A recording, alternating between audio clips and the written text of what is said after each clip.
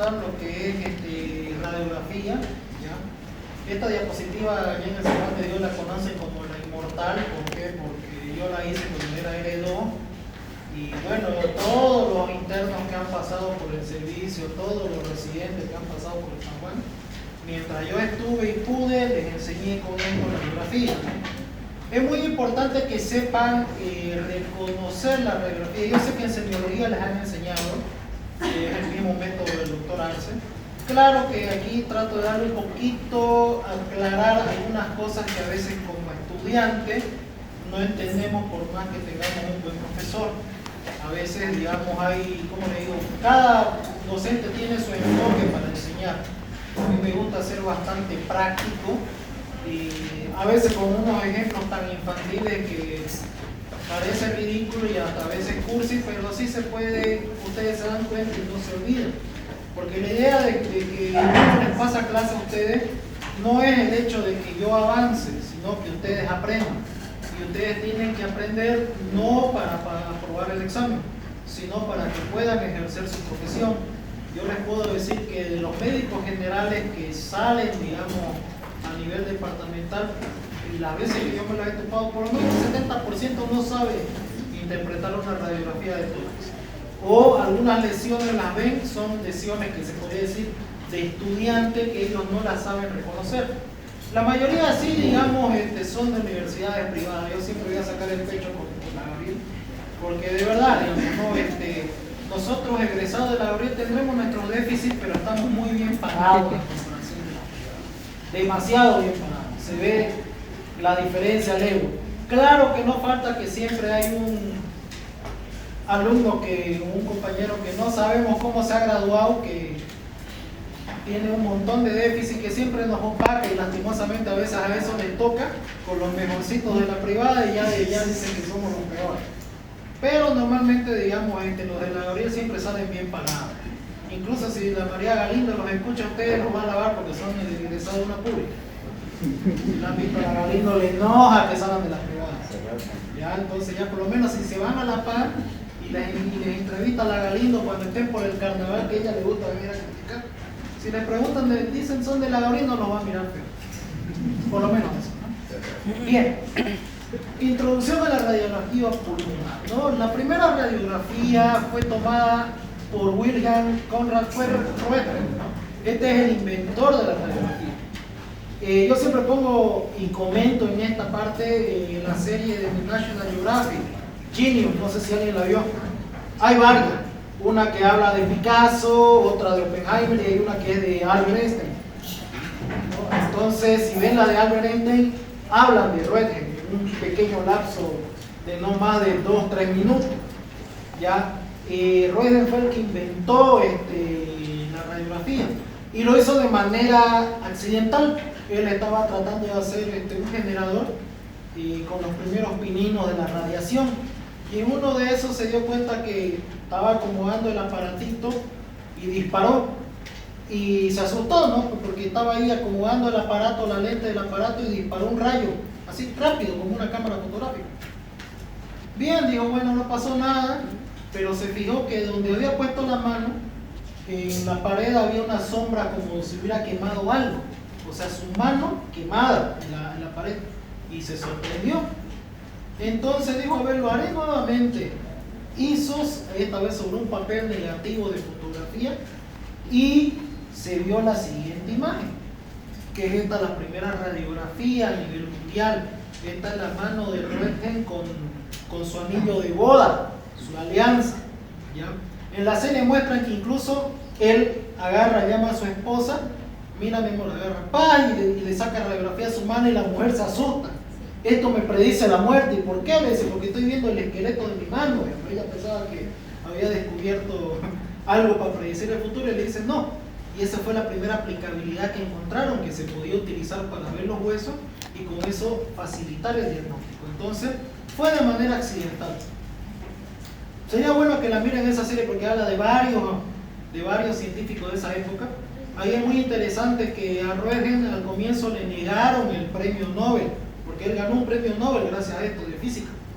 Y al comienzo se lo estaban negando porque casualmente la mitad la mitad, digamos, de lo que conformaban el comité científico de Alemania eran nazis y Roentgen era judío. Entonces al comienzo le negaron. Para el colmo, digamos, querían proponer a uno que era del partido nazi, que era el que inventó la maquinita con la que Roentgen estaba haciendo los ajustes. Y él decía, este invento es mío. ¿Por qué? Porque lo único que hizo Roentgen fue darle otra utilidad, pero la patente es mía. Y el comité los mandó a AMI. Y al final le dieron el Nobel a Roentgen porque le dijeron, bueno, esta maquinita vos le has dado un uso, pero Roentgen la modificó, la patentó las piezas y le dio la utilidad que ahora todos conocemos y le dieron. El tipo se molestó, ya para el siguiente año mejoró su aparato, hizo una fuente de radiografía mucho más barata que gasta menos radiación, le dieron el Nobel al dueño del aparato, pero todo lo que ganó lo invirtió en el partido nazi y a él le permitieron experimentar con radiación durante el holocausto. ¿Ya? Entonces, te cuenta varias cosas, esas serían buenas, es buena que la miren, que la busquen. Y en fin, estos descubrimientos son los que nos han ayudado, ¿no?, a nosotros a facilitar el campo. Aunque existen otros estudios complementarios de diagnóstico por imagen más avanzados como la tomografía o la resonancia, la ecografía, actualmente la radiografía de tórax sigue siendo la base de la radiología torácica. Debe ser, por tanto, el estudio inicial en todos los pacientes con sospecha de patología torácica. En todas las provincias de nuestro país hay radiografía. Ojo, estoy diciendo, hablando de las capitales de provincia. No van a irse pues a Salsipuede o a Masicuría a quererse sacar una radiografía, no hay.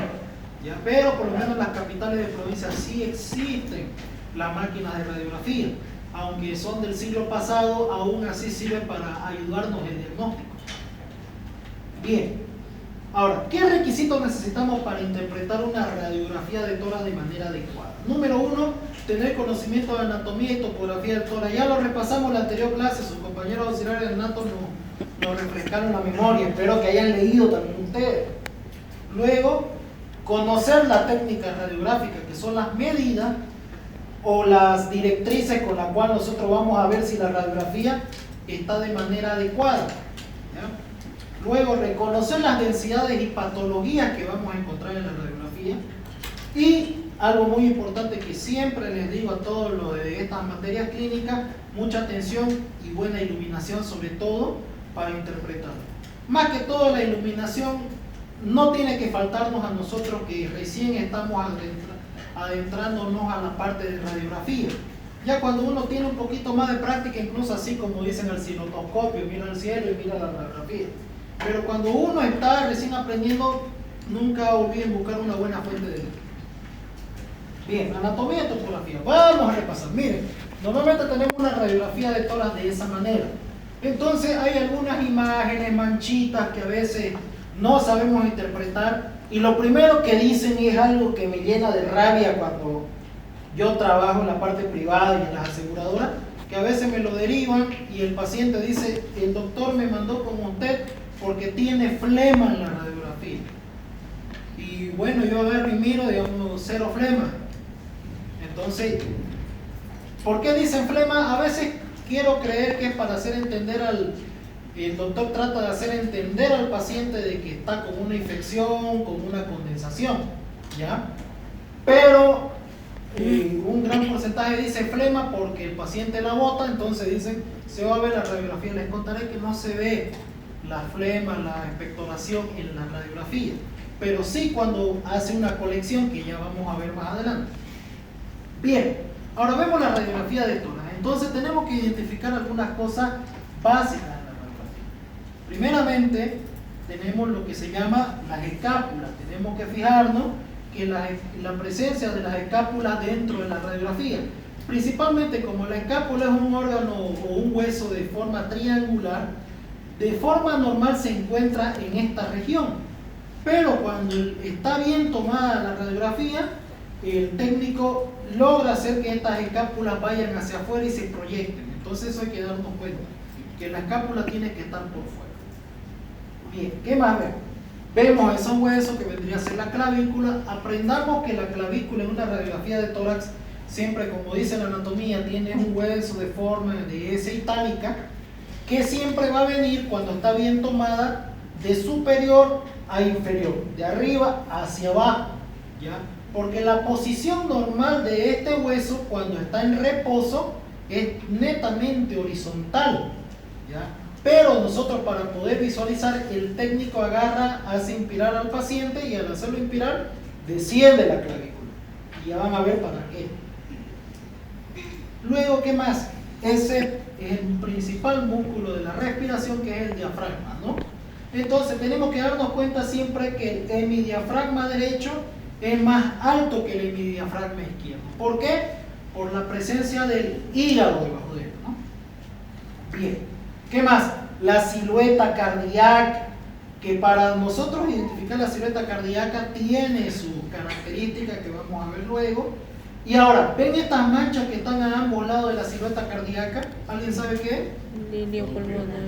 Es el hilio pulmonar. Y créanme que la mayoría de los profesionales que conozco dicen que esas son condensaciones, ¿ya? Recordemos que el hilo pulmonar es por donde entran los vasos sanguíneos. Los vasos sanguíneos tienen un contenido de sangre que debería ser un líquido. Todos los líquidos se colorean en una radiografía de color blanco, y por eso da la imagen de como si fuera una condensación. Ahora, otro detalle muy importante: siempre el hilo izquierdo va a ser un poquito más alto que el derecho. ¿No? ¿Por qué? Porque el pulmón izquierdo es un poco más pequeño por la presencia del corazón, ¿no? Eso hay que darnos cuenta. Bien, luego tenemos ese pequeño círculo negro que está arriba de la silueta cardíaca, que coincide con la columna vertebral, que vendría a ser la tráquea, ¿no? La imagen de la tráquea. Como la tráquea tiene aire, siempre se va a ver de color negro, ¿no? Luego vemos esa imagen que aparece en el círculo, en mi diafragma izquierdo, que es la bulla gástrica. Normalmente esta se ve cuando el paciente ha sido tomada la radiografía de pie y está con el estómago vacío. Si está con el estómago lleno no se va a lograr ver, ¿no? Pero cuando está con el estómago vacío se logra ver eso. Bien, otro dato importante: ¿cómo se llama eso que se acaba de dibujar? Borde costofrénico. Cardiofrénico. Ángulo cardiofrénico, ¿no? Este ángulo cardiofrénico es el contacto que tiene el diafragma con la silueta cardíaca, va a formar los ángulos cardiofrénicos. Muy importante, por ejemplo, en los derrames pericárdicos, este ángulo no se va a ver, ¿ya? Se borra todo. Y luego está esos ángulos, ¿cómo se llaman? Ángulo costofrénico, ¿no? Muy bien, ese es ¿cómo le digo? El contacto que tiene el hemidiafragma con la parrilla costal, ¿no? Bien, técnico. ¿Qué tenemos que revisar en la radiografía para saber si está bien tomado? ¿Ya? Si tiene todas estas directrices, va a ser muy sencillo interpretar. Pero si no tiene todas estas directrices, va a ser muy difícil interpretar, e incluso nos puede dar falsos positivos. Bueno,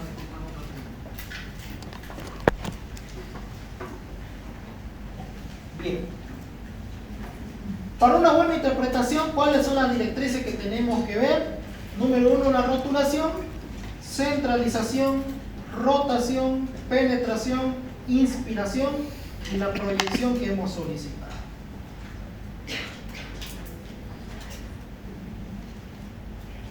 Bien. Rotulación, ¿no? ¿Qué es la rotulación?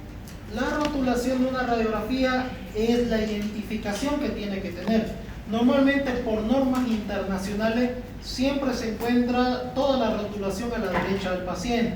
¿Qué tiene que tener? Nombre, edad del paciente, la fecha que fue tomada la radiografía, el número de radiografía, porque normalmente los pacientes que están internados tienen varias, y el índice cardiotorácico, que es el que nos sirve para ver si hay cardiomegalia. Normalmente esto, algunos no exigen mucho, pero a nivel internacional sí hacen estas directrices o estos pasos en la rotulación. En el exterior, por ejemplo, existen lo que se llaman las radiotecas, que vendrían a ser como pequeñas bibliotecas de imagenología. Y entonces ahí, al estar identificado uno facilito, encuentra dentro de esa biblioteca de radiología alguna imagen que quieran ver ustedes. Por ejemplo, es una sala así grande, llenita de negatoscopio, y tiene un almacén y varios archivadores con un montón de radiografías de las patologías que ustedes quieren estudiar, Ya eso no solo existe en las universidades, también existe en los hospitales, escuelas, ¿no?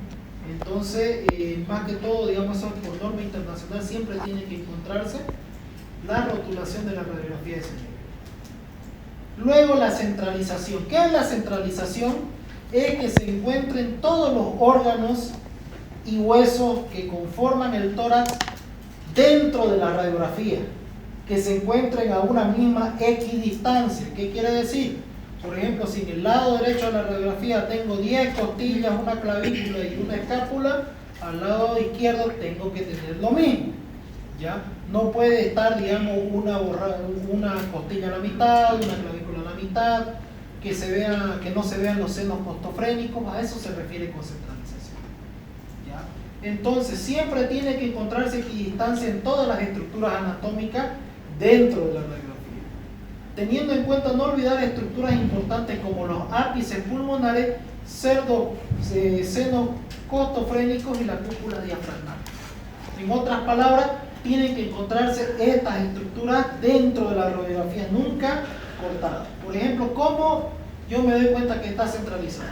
La columna vertebral, una vez que ubicamos la columna vertebral, dibujamos una línea sobre ella y esta línea tiene que coincidir con la mitad de la radiografía. Una vez que logramos que coincida esta línea en la mitad de la radiografía, ahí ya observamos la equidistancia del lado derecho y lado izquierdo. Vemos si están todos los ápices pulmonares, que vendrían a ser estas dos de acá, y que estén los senos costodiafragmáticos. Si en caso, por ejemplo, hay algunas radiografías que vienen cortadas a este nivel, a veces la sacan muy rápido, no se ven los senos costofrénicos, y si sospechamos de un derrame pleural, no lo vamos a poder interpretar. Lo mismo si sospechamos, qué sé yo, de un tumor de Panquas que se encuentra normalmente en los vértices pulmonares. Si está cortado a este nivel la radiografía, no vamos a poder identificarlo. ¿Alguien se acuerda dónde es el tumor de Panquas? Auxiliar de anatomía patológica, ¿hay alguno? Auxiliar de pato. Véndelo, ¿pueden conocer alguno? Auxiliar de pato. Ya, pero ¿de dónde es el tumor? Porque el tumor de Panquas es cierto, es en el ápice pulmonar, pero es una metástasis. ¿Dónde es el origen?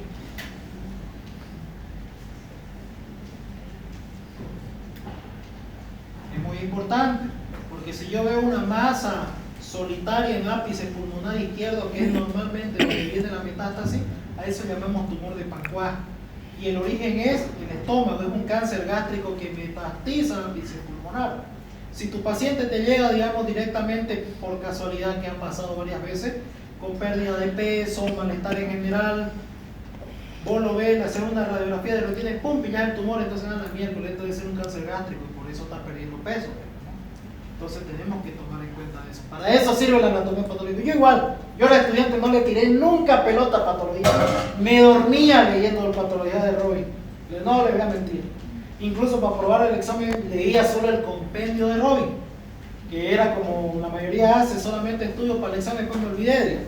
Cuando entré de R1, ya de medicina interna, créanme que ahí ya le pillé la utilidad a la patología de Robin, y de verdad es el mejor libro que puede existir, patología de Robin. Todo, creo que hasta la cura del VIH está en la patología de Robin. Ya, de verdad, yo no le tiraba pelota.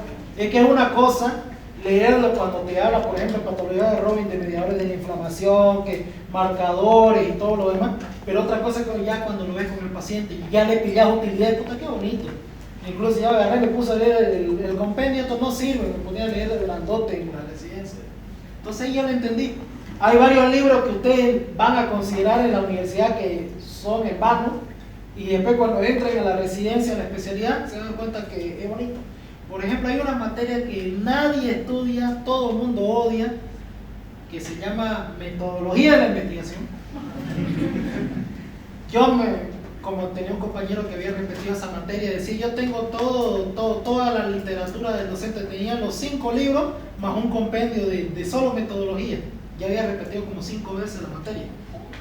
Entonces, miren, yo sinceramente me dormía con el libro, no le entendía un carajo, así. y ya cuando me tocó hacer la residencia me arrepentí no saber metodología. ¿Por qué?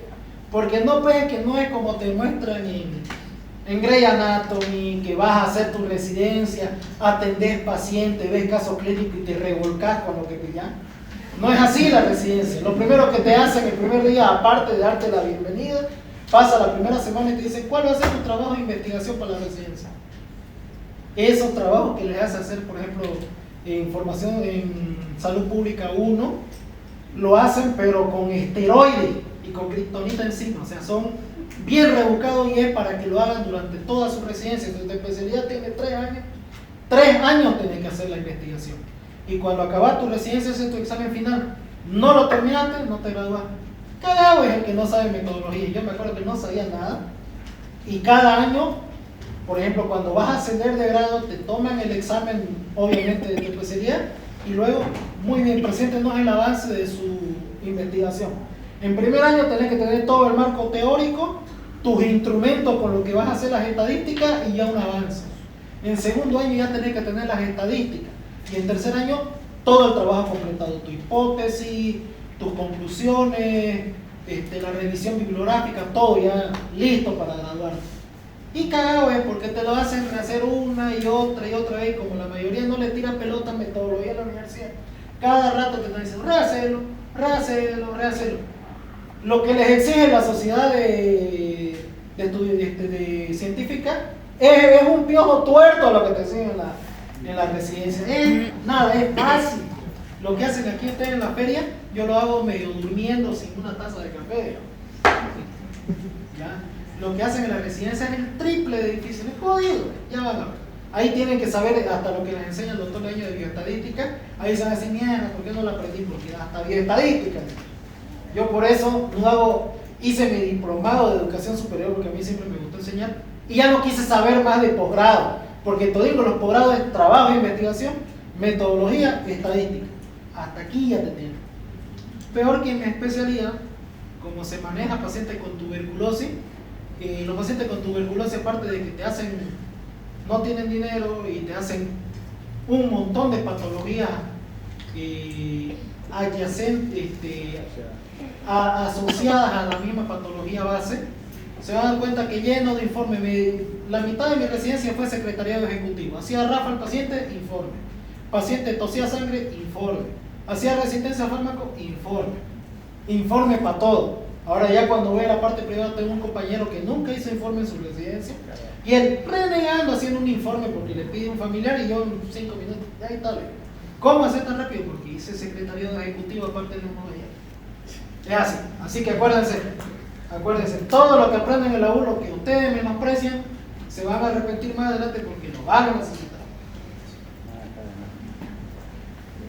Entonces, no se olviden revisar las equidistancias de estas cosas, ¿no? Bien, rotación, muy importante. Y lo voy a ejemplificar de esta forma. Por ejemplo, cuando nosotros vamos a sacar la radiografía, si el paciente normalmente te hacen poner la mano en la cintura, te hacen poner los codos hacia adelante, meter aire, esto es para sacar una radiografía PA, una buena radiografía de todo. Algunos te hacen abrazar el aparato, hay otros que te hacen una pose un tanto sensual, que te hacen poner aquí la mano en la nalga para llevar el codo hacia atrás, ¿no? Y eso es para que entre bien los rayos y te muestre bien el parénquima. Pero hay algunos pacientes que hacen rotaciones. ¿Qué quiere decir? Por ejemplo, yo estoy ahí, me saco radiografía y a veces como que me canso y hago esto.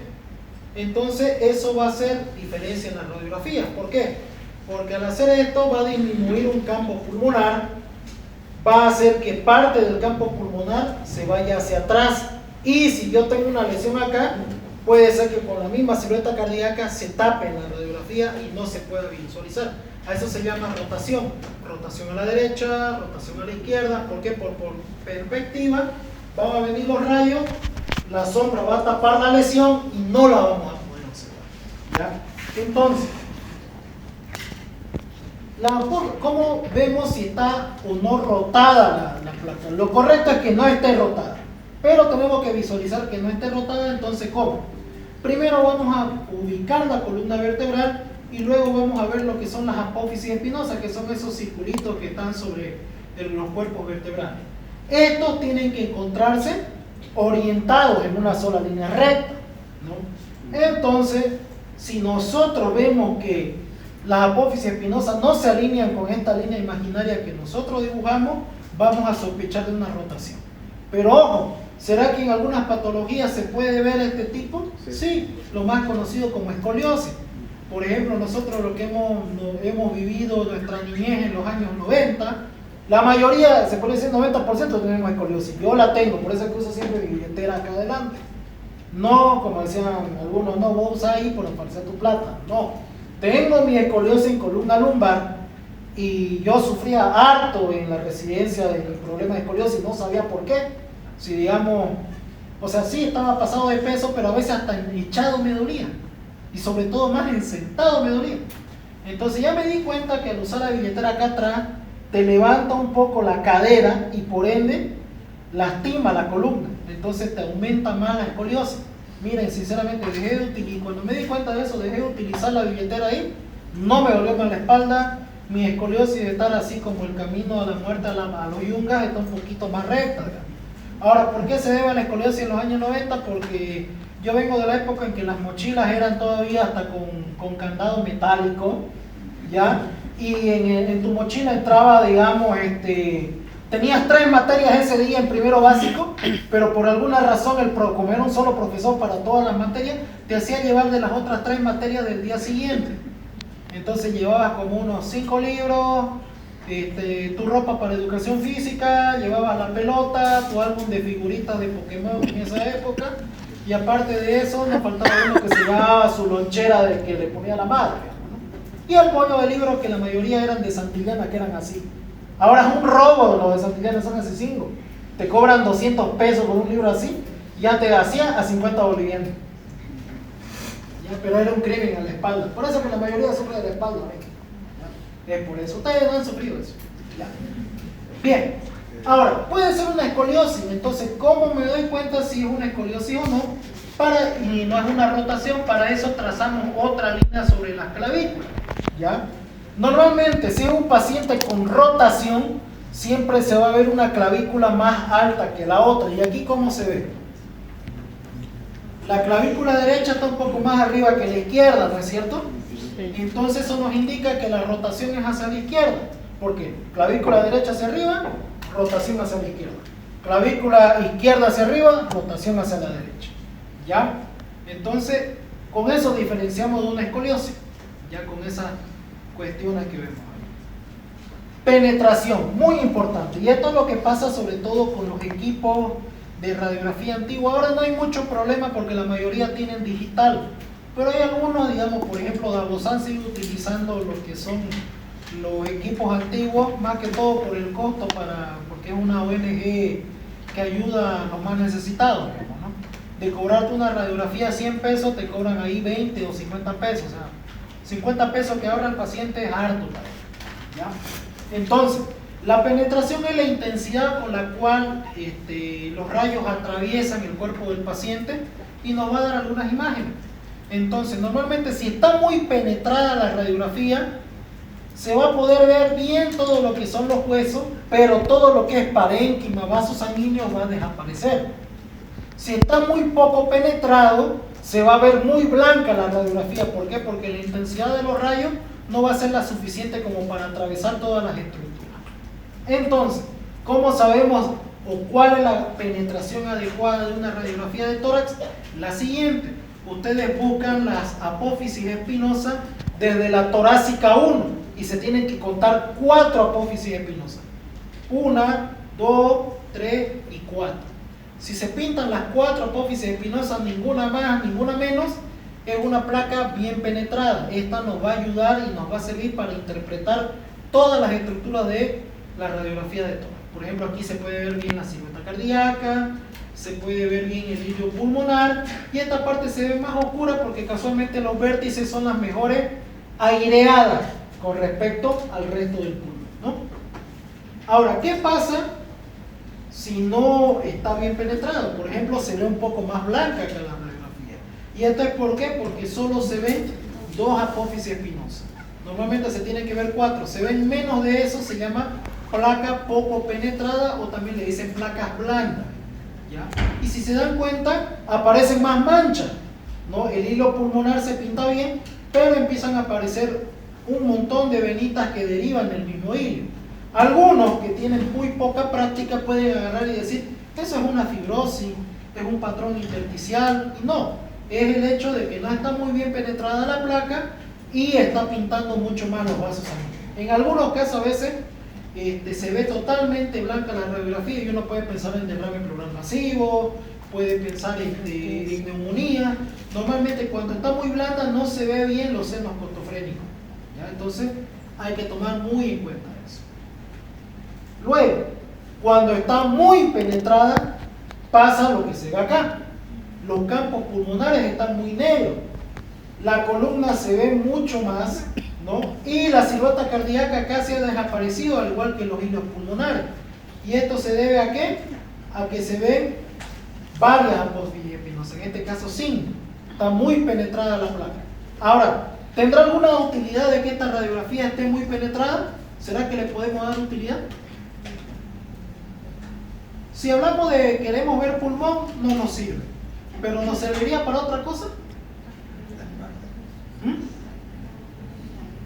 ¿Y si nos sirve para qué nos serviría ver pensero? Para fracturas en la columna. Bien, exactamente, para ver fracturas.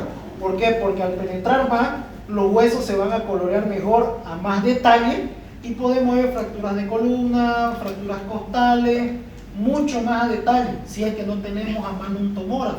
Por ejemplo, estos datos sirven en provincia más que todo.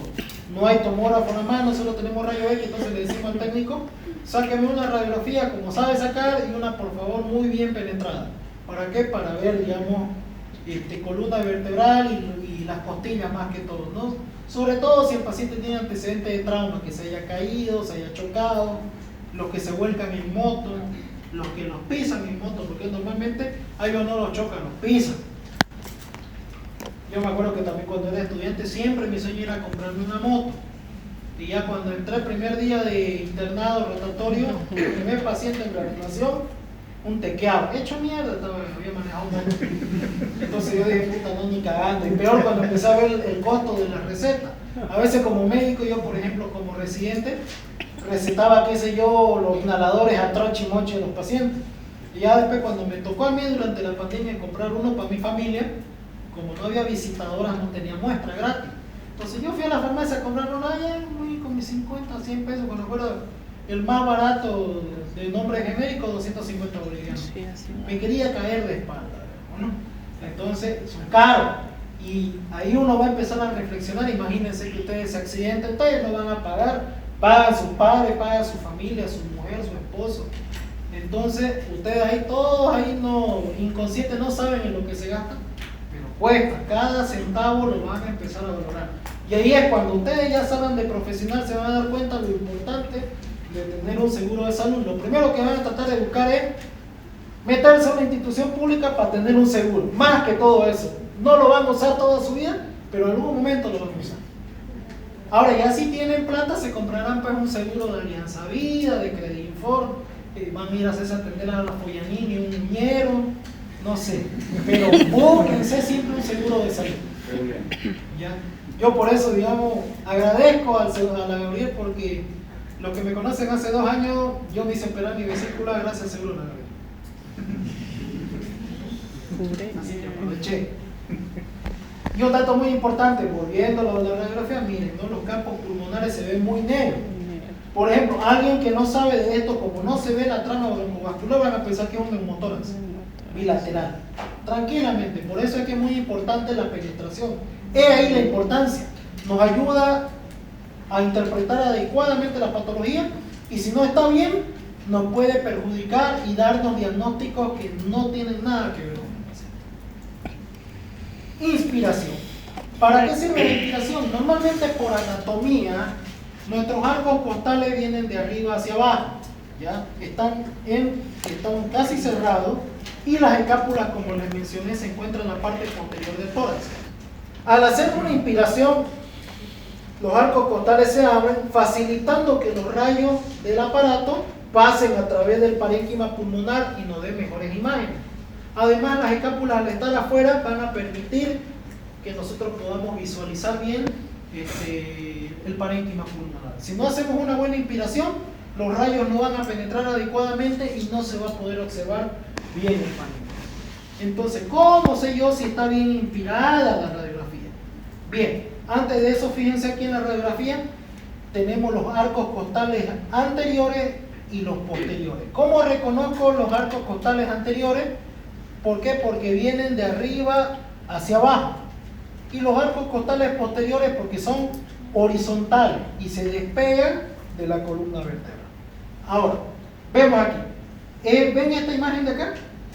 Ese es el arco costal anterior de la primera costilla. Aquí no se logra ver y este vendría a ser el arco costal posterior de la primera costilla. Arco costal posterior de la segunda costilla, si seguimos el trayecto, arco costal anterior de la segunda costilla. Entonces se dan cuenta que hace eso por perspectiva. Muy bien, una vez que ya aprendimos a diferenciar cuáles son los arcos costales anteriores y posteriores, hacemos lo siguiente. Ahí están los arcos costales anteriores, ese es el ángulo cardiofrénico, y dice, el sexto arco costal anterior tiene que coincidir con el ángulo cardiofrénico. Eso nos indica que está bien inspirada. El sexto arco costal anterior tiene que coincidir junto con el ángulo cardiofrénico. Tenemos 1, 2, 3, 4, 5 y 6. ¡Chum! Coincide con el ángulo cardiofrénico. Si coincide con el ángulo, está bien inspirado. Bueno, tal vez somos un poquito débiles de vista y no lo visualizamos bien la anterior por falta de práctica. Entonces nos sirven también las posteriores. Para eso, ahí tenemos los arcos costales posteriores. ¿Y qué dice? El décimo arco costal posterior tiene que coincidir con el ángulo costofrénico. Si el décimo arco costal posterior coincide con el ángulo costofrénico, también está bien inspirada la radiografía. ¿Me dejo entender, no? Bien. Ahora, las proyecciones. La más común que ustedes siempre tienen que poner, por ejemplo, cuando quieren solicitar una radiografía de tórax, siempre solicito rayos X de tórax PA, que significa póstero anterior, ¿no? ¿Por qué se llama póstero anterior? Atrás, adelante. ¿Qué? ¿Cómo? Posterior. Los rayos vienen de la espalda hacia adelante, póstero anterior. Normalmente, digamos, esa es la máquina, por ejemplo, el proyector es la máquina de rayos X, entonces automáticamente al paciente lo paran así. Póstero anterior, ¿ya? Es por eso. Antero posterior es cuando el paciente está de frente a la máquina y se proyecta. Ahora, ¿cuál es el problema de las anteroposteriores? Lo vamos a ver más adelante, pero se las voy a explicar de una vez. Normalmente el anteroposterior, los rayos van a pasar y van a chocar con la escápula y pueden rebotar los rayos y no se ven muy bien los parénquimas pulmonares, ¿ya? Otro detalle muy importante, normalmente el anteroposterior está indicado para pacientes que están inconscientes en terapia intensiva. Ellos no se pueden parar ni voltear, entonces se utiliza esa proyección más que todo para facilidad al técnico de sacar la radiografía. Claro que es muy difícil interpretar, pero ya normalmente en terapia intensiva los colegas ya tienen bastante práctica, entonces les es fácil diagnosticar en este caso. ¿Ya? Entonces, ¿cómo sabemos si es postero anterior? Tenemos que ver lo siguiente. Número 1, las escápulas siempre se van a encontrar por fuera de la caja torácica. Miren, aquí tenemos las escápulas y están por fuera de la caja torácica. Y aparte de eso, se ve la bulla gástrica. ¿Ya? ¿Por qué? Porque el paciente está de pie. Entonces, en una posterior anterior van a ver esos detalles, pero el principal es que la escápula siempre va a estar por fuera de la radiografía. Si ustedes le dan una radiografía en el examen práctico, ¿qué proyección es? Posterior anterior. Claro que eso no va a ser para ustedes, son para los de semi, ya saben. ¿Ya? Más que todo estamos repasando. A ustedes yo les voy a preguntar qué patología hay en la radiografía. Y ahí van a orinar y van a arrepentirse, a ver si se metieron conmigo. Pregúntenle si no a los infectos, ¿cómo los he revolcado un año? ¿O no? Los he revolcado entero. Todavía me han dicho tacaños con la nota y yo les dije en su examen final práctico, a ver, resolveme esto. Bien, Esta es la radiografía lateral. Normalmente con el auge de la tomografía ya casi no lo solicita, ¿ya? Porque la tomografía puede ver todo, ¿ya? Pero la lateral nos sirve también para encontrar algunas lesiones en las cuales tenemos dudas. Yo, por ejemplo, a veces pido lateral, ¿ya? ¿Por qué? Porque a veces en la tomografía hay imágenes que se entremezclan con otras. Entonces yo pido una lateral para ver esa proyección y ahí ya la puedo ver mucho mejor, ¿ya? Aquí, ¿qué tenemos en una lateral? Primeramente tenemos la silueta cardíaca, ¿ya? Luego tenemos aquí, ¿qué vendría a ser esto? El callado de la aorta, ¿no? Aorta ascendente, aorta descendente. Tenemos la columna vertebral, ¿ya? Este es el hilo pulmonar, mediastino anterior, mediastino posterior, ángulo cardiofrénico, ángulo costofrénico. Eso es lo que observamos. Detalle importante en las proyecciones laterales. Si se dan cuenta, los cuerpos vertebrales en la columna, en una proyección lateral, comienzan estando bien blancos y mientras vamos descendiendo, se va poniendo un poco más gris hasta quedar totalmente negro, ¿no es cierto? Eso es normal, que comience blanco desde arriba y se vaya oscureciendo hasta abajo. Pero si persiste esta coloración blanca en el resto de la columna, hay sospechas de que haya un foco neumónico o una masa en esa zona, ¿ya? Eso es muy importante. A eso se llama gradiente descendente. De estar muy blanco, el cuerpo vertebral se va oscureciendo mientras más vamos descendiendo. Si se mantiene blanca la columna, hay alguna lesión en parénquima pulmonar que está obstruyendo el paso de la imagen y por eso la columna se ve blanca. Eso tomen mucho en cuenta. Lordótica o apicograma, ¿alguien se acuerda para qué sirve esta proyección?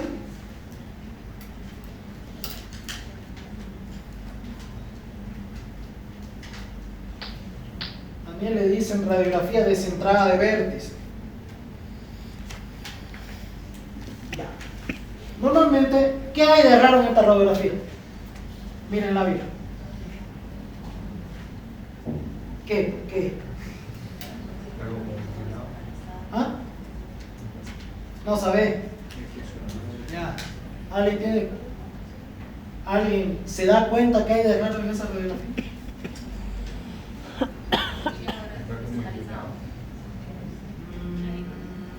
¿Cómo puedo saber que te inclina? Y después, ninguno va a ser clínico, todos quieren operar. Bueno, las mujeres, la mayoría se emociona con la sangre. Locas se vuelven con la gente que tienen. Yo quiero entrar a operar, doctor, yo quiero esto. Y ya me lo dejan al pobre su compañero ahí, curando lo que deberían curar ustedes, pero se van a quirófano con los residentes. Y los residentes, porque son carne accesible y a la mano, las hacen entrar a los quirófanos, digamos, ¿no? Y el cagado es el compañero, porque tiene que hacer el trabajo de ustedes. Ay del compañero si sale y sigue habiendo pendiente, ¿no? Entonces la mayoría de los cirujanos son así, son puercos. Bien. No se ve la clavícula. No se dieron cuenta. ¿Qué pasó con la clavícula? No hay. ¿Cómo que no hay? ¿No la ven que están horizontales? ¿Cómo tiene que verse la clavícula? De arriba hacia abajo, ¿no es cierto? Están horizontales. Tranquilamente podríamos decir, tal vez el paciente no hizo una inspiración. Sí, pero hay un detalle muy importante. Normalmente la clavícula, cuando es una posición sin inspiración, se va a ver horizontal, pero siempre va a cubrir el vértice. En este caso no lo está cubriendo, está por arriba del vértice. Entonces lo que decía su compañero, está como que rotado. A eso se llama posición lordótica o apicograma.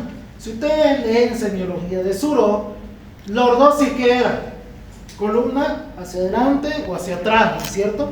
Entonces al paciente lo sientan hacia atrás y le disparan los rayos de manera horizontal. Entonces eso hace que la clavícula suba y nosotros podamos ver los vértices pulmonares.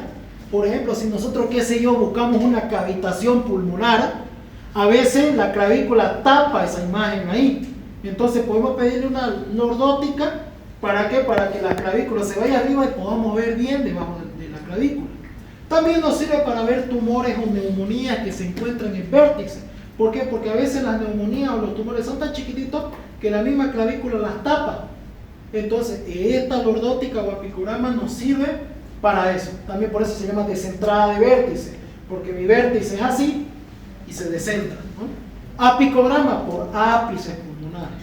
Ya entonces, si ustedes quieren ver bien los ápices pulmonares, solicito radiografía de tórax en posición lordótica, o en posición de apicograma, o en posición descentrada de vértice. Ya el técnico sabe. La mayoría la conoce como lordótica. ¿Ya? Bien. Ahí está, ¿no? Sirve para ver los ápices pulmonares. Esta es la famosa radiografía en posición de laurel. Esa sí se las han enseñado. Bueno, también la anterior se las han enseñado, pero no se acuerdan. Esta sí también se las han enseñado muy bien. ¿Ya? Por ejemplo, a veces hay un seno costofrénico que está totalmente borrado, ¿no es cierto? Pero puede ser una neumonía. O también puede ser un derrame. Entonces, ¿cómo yo me doy cuenta de eso? Agarro y le pido al radiólogo una radiografía en posición de laurel. ¿Cómo es eso? Lo ponen al paciente en decúbito lateral y normalmente, como dice, los líquidos o el contenido se adapta al continente. Y aprovechando que aquí su compañera tiene una botella transparente y no como en mi vasito, entonces normalmente el líquido adopta la forma del continente, contenido, continente. Entonces, si es un derrame, al ponerlo de lateral al paciente, miren qué pasa con el nivel de líquido. Se horizontaliza. Y es lo que muestra acá. ¿Se dan cuenta? ¿Ya? Eso nos sirve para diferenciar de una neumonía un derrame. Si al ponerlo en posición de laurel, gracias, mantiene la posición del comienzo, es una neumonía. Pero si la imagen se desplaza y forma un nivel, es un derrame pleural. Para eso se llama radiografía en posición de laurel. Entonces, ¿cómo lo voy a solicitar yo? Solicito rayos X de tórax en posición de laurel derecho. Si es del lado izquierdo, en posición de laurel izquierdo. ¿Ya? Entonces, eso va a ser el radiólogo o el técnico para mostrarle la imagen que ustedes quieren ver, ¿no? Muy bien. ¿Alguien que no entendió las proyecciones básicas de tórax?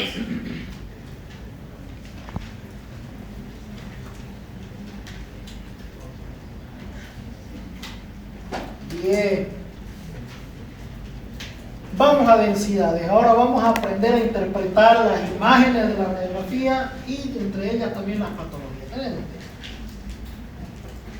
Muy bien, este en Nemotecno les han enseñado, se llama el famoso OOLA, que les ayuda a ustedes a mirar la radiografía de afuera hacia adentro y a reconocer cada una de sus estructuras. Es un Nemotecno, ¿no? Primero está la densidad oleosa, que viene a corresponder al tejido celular subcutáneo, a la piel. Normalmente, ¿para qué tenemos que mirar la densidad oleosa? Normalmente se va a ver de un color gris y esta densidad nos va a ayudar a detectar patología. Por ejemplo, si dentro de la densidad oleosa se ven burbujas negras, Enfisema. eso es un enfisema, ¿no? Y si vemos un enfisema, ¿en qué patología podemos pensar? Ya un trauma de tórax, bien. ¿Qué más? ¿Algo infeccioso será?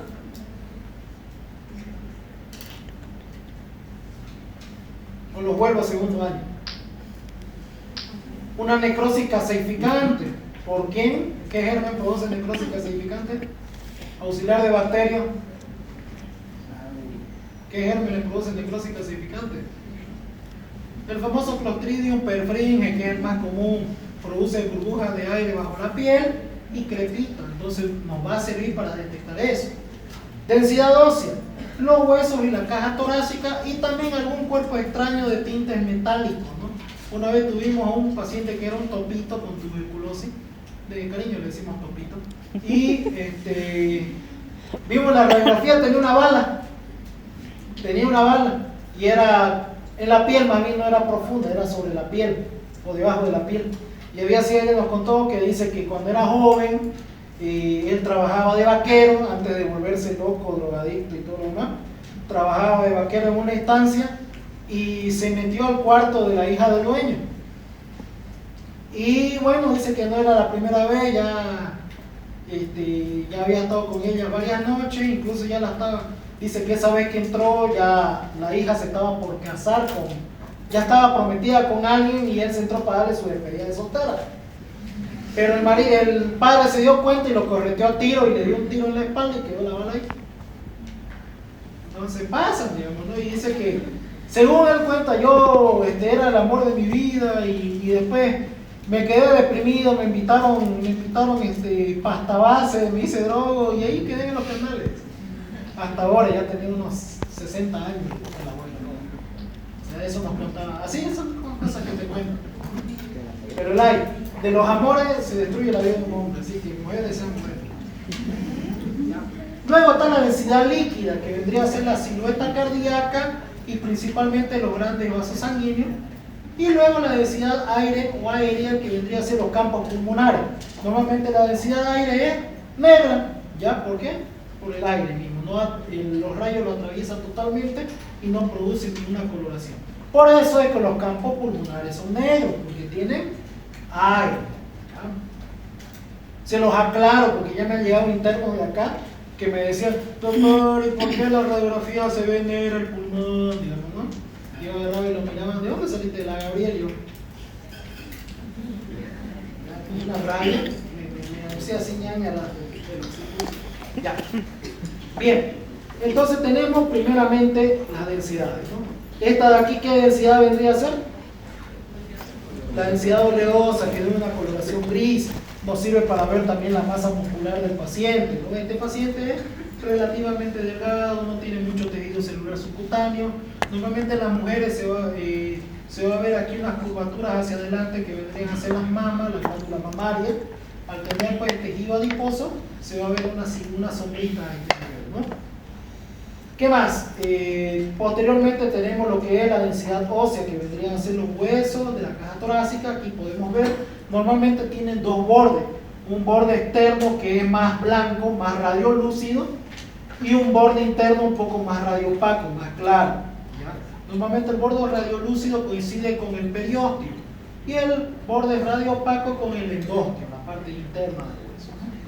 Luego tenemos la densidad líquida, que vendría a ser la silueta cardíaca, y los grandes vasos sanguíneos, que principalmente son los del hilo.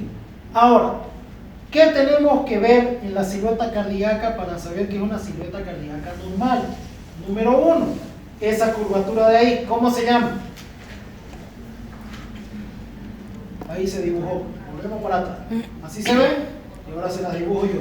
¿Qué vendría a ser? La aorta. El famoso botón aórtico, ¿no? Ahí podemos ver, por ejemplo, si el paciente ya es mayor, ese botón aórtico va a estar calcificado, muy blanco, ¿no? Si es un paciente con hipertensión, insuficiencia cardíaca, se va a ver que el callado aórtico es muy prominente, ¿no? Luego, ¿qué es eso de ahí? ¿Qué es eso de ahí? ¿Qué está de azul? El ventrículo izquierdo, ¿ya?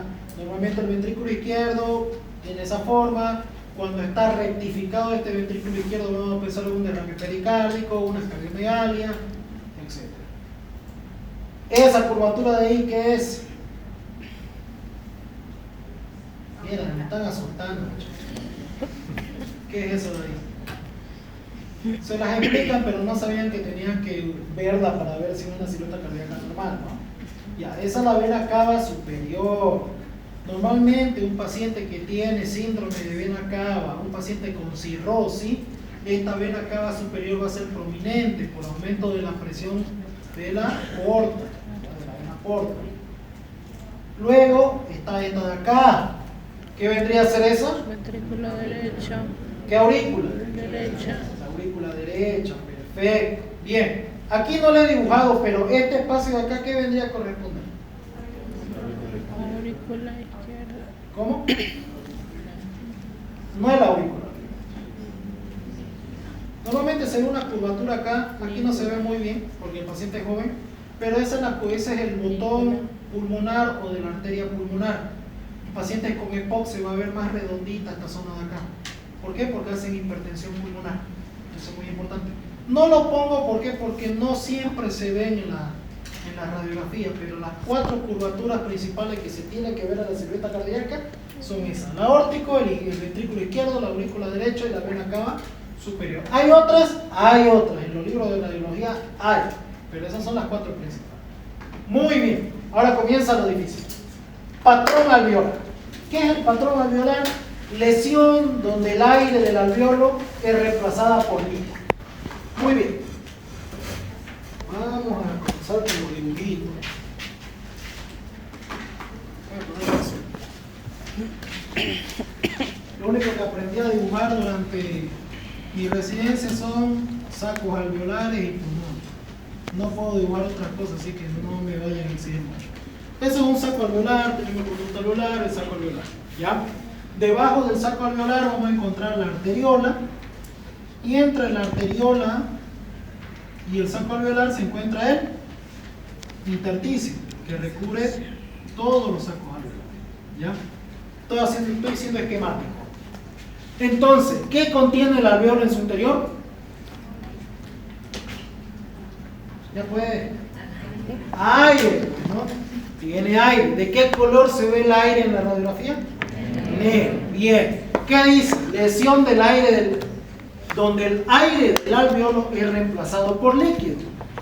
Habla de líquido por la densidad, no quiere decir que sea líquido totalmente, puede ser secreción, puede ser pus, sangre, etc. Entonces, este aire del alveolo lo vamos a llenar de algún líquido, supongamos secreción mucopurulenta. Entonces, al ser de densidad líquida, ¿de qué color se va a ver el alveolo ahora? Blanco. Por eso, acuérdense, el pulmón es negro porque todos los sacos alveolares están llenos de aire y el aire se ve negro. Si entra líquido dentro de los alveolos va a empezar a colorearse de color blanco. Entonces, ¿qué es el patrón alveolar? Lesión donde el aire del alveolo es reemplazado por líquido. ¿Cómo sería técnicamente hablando? Es una imagen radiopaca con broncograma aéreo. ¿Ya? Entonces, si el aire que tenía que entrar al alveolo ya no puede entrar porque está lleno de secreción, ¿dónde se queda el aire? En el conducto alveolar. Entonces todo el conducto alveolar se llena de aire y se va a ver negro. Y cuando ustedes vayan a ver una radiografía, este es el pulmón, ¿ya? Van a empezar a ver manchas blancas donde haya la lesión pulmonar. Y en su interior, por el broncograma aéreo que forma, voy a hacer mejor, una mancha blanca grande, y en su interior van a empezar a aparecer caminitos negros en su interior. Esos caminitos negros son el famoso broncograma aéreo. Entonces, el patrón alveolar fisiopatológicamente es una lesión donde el aire del alveolo es reemplazado por líquido. En radiografía es una imagen radiopaca, o sea, imagen blanca con broncograma aéreo. El broncograma aéreo es el aire que queda en los bronquios. ¿Y cómo se va a ver eso? Es una mancha blanca con caminitos negros en su interior, como gusanitos. Ese es el patrón alveolar. Si no hay broncograma aéreo, no es patrón alveolar. ¿Ya? Entonces, cualquier mancha blanca con caminitos negros que ustedes vean, ya ese es un patrón alveolar. Si no tiene los caminitos negros, no es patrón alveolar, es otra cosa. Puede ser, en estos casos, una masa o un nódulo. ¿Ya? Cuando este patrón alveolar ocupa gran porción del pulmón, es lo que nosotros decimos condensación pulmonar. ¿Ya? Cuando vemos una mancha grande de color blanco en el pulmón que tiene caminitos negros en su interior, eso es una condensación pulmonar o un patrón alveolar. ¿Ya? Ahora, el patrón alveolar pueden ser de lesiones de tipo aguda y de tipo crónica. Aguda pueden ser localizadas, o sea, solo en un pulmón, y múltiples en ambos pulmones. Y lo más común, si es aguda y es una sola lesión, lo principalmente que pensamos es neumonía. Luego, infarto pulmonar, o lo que decimos tromboembolismo pulmonar. Luego, tuberculosis, que le dicen la enfermedad de las 1000 caras. Puede parecer puede parecer una fibrosis y es una tuberculosis. Atelectasias pulmonares o contusiones pulmonares, que esos son los traumas de tórax cerrado. Sangra el pulmón y aparece una mancha blanca ahí en su interior. Cuando son muchas manchas blancas, lo más común es tromboembolismo pulmonar. El tromboembolismo pulmonar es cuando hay un coágulo en la arteria pulmonar, deja sin irrigación y queda totalmente blanco. Luego, tuberculosis, produce muchas lesiones. Micosis pulmonar, linfoma, sarcoidosis y metástasis pulmonar. Ahora, este es el orden de frecuencia que van a ver ustedes estando aquí en Bolivia, en el tercer mundo. Cuando vayan al exterior, es al revés. Lo primero que ven es contusión, luego atelectasia, tuberculosis casi siempre es lo último, ¿ya? Entonces, eso acuérdense. No vayan a pensar porque ven un montón de mancha blanca, lo primero que están acostumbrados de los estudiantes hasta otros profesionales es que es micosis. No, la micosis no es tan aguda como vemos acá, ¿ya? Normalmente cuando son lesiones múltiples. Ahora, si vamos a lesiones crónicas, están las frecuentes y las raras. La más frecuente aquí en nuestro medio, que sea de crónica, que sé yo, el paciente ya está con síntomas 3, 6 meses, ven la radiografía y ven que hay hartas lesiones alveolares, lo principal es tuberculosis. Luego un carcinoma de pulmón, linfoma y de último, micosis pulmonar. Y si hablamos de crónicas más raras todavía, sarcoidosis, proteinosis alveolar y neumonitis inespecífica. Yo, por ejemplo, tuve el agrado de ver esta hace unos 2 años en mi trabajo.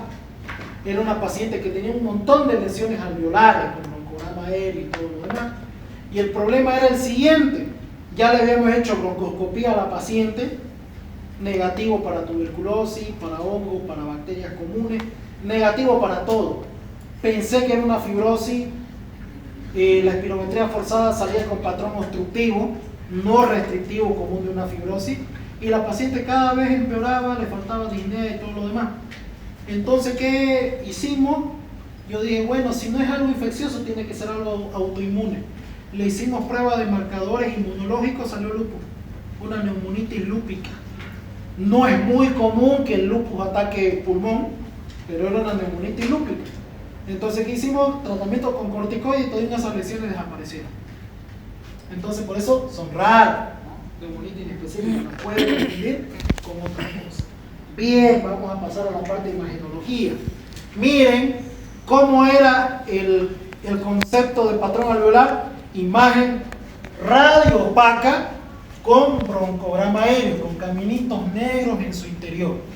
Ven una mancha blanca en el pulmón, con caminitos negros en su interior. Ah, ya, esto es un patrón alveolar. Y como está ocupando gran parte del pulmón, esto es una condensación. ¿Ya? Entonces este es un patrón alveolar característico. Esta es una lesión localizada porque solo se ve en un pulmón, ¿no? Luego, miren cómo se pone de blanco. ¿Será que hay broncograma aéreo ahí? Poco, no hay mucho. Se ven algunas que otras manchitas negras por ahí. Esto ya es una condensación de gran tamaño de este paciente. Aunque no crean, este paciente llegó así como estamos viendo, y la primera radiografía que hemos visto ya fue con el tratamiento antibiótico, ya fue desinflamando y desapareciendo la infección y empezó a airearse el pulmón de a poco. ¿Ya? Es el mismo paciente, lo único que en diferentes secuencias. Bien, ¿entendieron lo del patrón alveolar? Sí. ¿Alguna duda? Porque es necesario que sepan para interpretar las patologías de aquí en adelante. Bien, patrón intersticial, este es más complicado. Si vieron que el alveolar era difícil, este es más complicado. Voy a borrar esto y vamos a volver a dibujar. Patrón intersticial. ¿A qué suena la palabra intersticial? Al intersticio. Entonces, ¿dónde va a estar la lesión? En el intersticio pulmonar. Bien. La lesión se encuentra comprometiendo el intersticio. ¿Cuántos tipos de intersticio hay? ¿Sabían que había varios tipos de intersticio? Por anatomía, histología, yo no me acuerdo, cuando estaba de estudiante no me acordaba que existían. Yo en la residencia lo leí, ya, creo que había saltado esa página. Entonces, hay varios tipos de intersticio. El peribroncovascular es aquel intersticio, por ejemplo, aquí tenemos el ilio, y de ahí sale los vasos sanguíneos.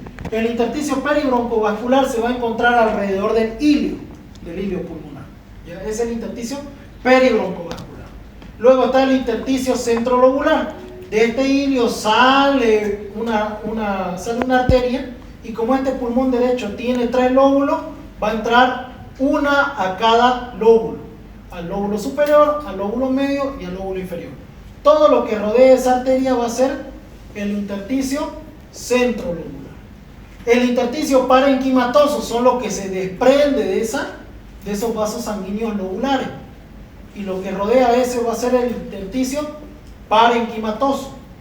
Y el intersticio subpleural o subperiférico es el intersticio que nutre las regiones inferiores de la pleura. Todo lo que rodea la pleura se llama intersticio subpleural o subperiférico. Esos son los 4 tipos de intersticio. Por ejemplo, cuando ustedes se enfermaban de COVID-19, normalmente les aparecían las peribroncovasculares y las centrolobulares. Si la primera lesión, yo por ejemplo, ya con práctica, yo las veía aquí a nivel centrolobular, yo decía tranquilamente, ya, este paciente nos da tiempo para hacer tratamiento en casa y estar observándolo. ¿Por qué? Porque solamente está localizado. Pero si estaba peribroncovascular y subpleural, está en contacto directo con los vasos sanguíneos. Entonces eso me hacía peligro de que iba a haber una diseminación al resto del parénquima mucho más rápido. Entonces yo lo veía a los pacientes, no con muchos síntomas, pero con lesiones intersticiales a nivel subpleural o peribroncovascular, yo lo internaba. ¿Por qué? Porque esto, al estar en contacto con vasos sanguíneos, iba a hacer que se disemine más rápido al resto del parénquima pulmonar. Es más, podía pasar al otro pulmón y complicar. ¿Ya? Entonces es muy importante. Para eso sirve el intersticio. Con eso detectamos dónde la lesión y si la lesión que vemos ahí puede agravar el cuadro del paciente. Bien. Ahora, ¿cuántos tipos de patrón intersticial hay? Micronodular y reticular. Vamos a dibujar nuevamente conducta alveolar, saco alveolar. Y con otro color, conducto alveolar, saco alveolar. Este no me salió más bonito. Entonces, ¿qué teníamos debajo del alveolo? La arteriola y el intersticio, ¿no es cierto? ¿Qué teníamos aquí? Lo mismo, arteriola e intersticio. Micronodular, como dice su nombre, el intersticio va a tener una lesión de tipo micronodular como puntito. Micronódulo, nódulo, recuerden, son puntitos, son redondos. Entonces, alveolo, arteriola, entre el alveolo y la arteriola está el intersticio, entonces ese intersticio se va a llenar de puntitos. A eso se llama patrón micronodular. Todo el alveolo va a estar rodeado de puntitos. Si ustedes lo ven en la radiografía de tórax, dibujamos el pulmón. Este pulmón, como todo el pulmón tiene intersticio, si es patrón micronodular se va a ver así, llenito de puntitos. Ese es el patrón micronodular, muy distinto al patrón alveolar, que recuerden que el patrón alveolar era una imagen radioopaca con programa aéreo. Este directamente son un montón de puntitos, muy chiquititos. Cuando vemos el patrón micronodular, vamos a pensar en cualquier tipo de granulomatosis o lesiones granulomatosas. La principal, tuberculosis miliar en nuestro medio. ¿Ya? La tuberculosis miliar, ¿dónde sería esta tuberculosis? ¿En qué parte? ¿Sería en el pulmón? Es una diseminada, pero ¿en qué órgano específicamente? En la sangre. Ya se va a encontrar en la sangre. La tuberculosis miliar es grave. Si aparece el patrón miliar en la radiografía de tórax, significa que la tuberculosis está en sangre y puede estar en cualquier órgano del cuerpo, cerebro, pericardio, etc. Neumoconiosis. ¿Qué son las neumoconiosis? La vamos a ver este año. Son aquellas enfermedades del parénquima pulmonar se podría considerar una enfermedad laboral por inhalación de metales pesados, orgánicos e inorgánicos.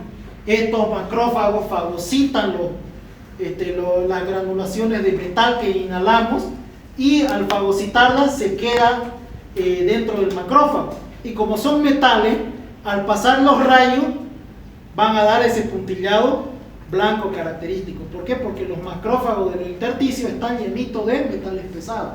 Es por eso que se ve. Uno puede confundirlo con una PB miliar. Sea o carcinoma de células pequeñas, este es el más agresivo. Si ustedes ven un patrón intersticial de tipo micronodular, ya descartaron las infecciones, y el más común es un CA de células pequeñas. Normalmente cuando te diagnostican esto, máximo entre 3 a 6 meses de vida del diagnóstico. Es bastante agresivo. Luego las micosis pulmonares, son muy raras las que te dan este patrón. La más común, que acabo de verla en un paciente hace unos días,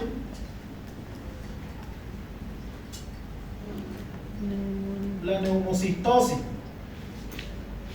¿Ya? La neumocistosis. ¿Quién lo produce la neumocistosis?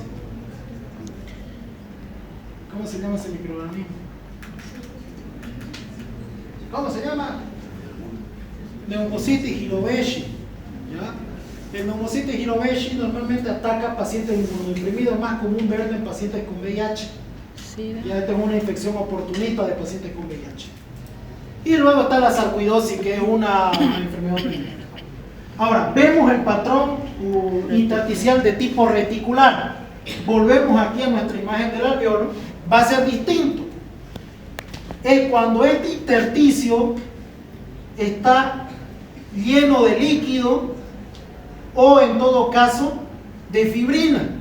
Entonces se va a ver más blanco de lo normal.